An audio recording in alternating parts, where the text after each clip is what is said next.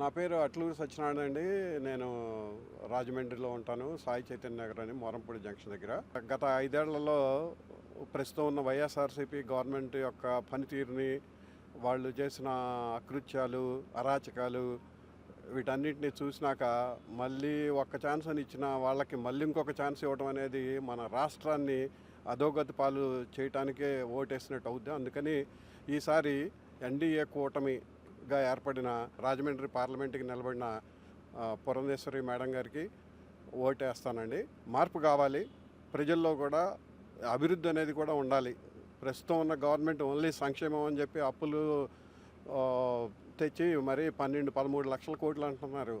ఒక్కొక్క మనిషి పౌరుడి మీద 2 లక్షల దాకా అప్పు ఉందంటున్నారు బాధ్యత.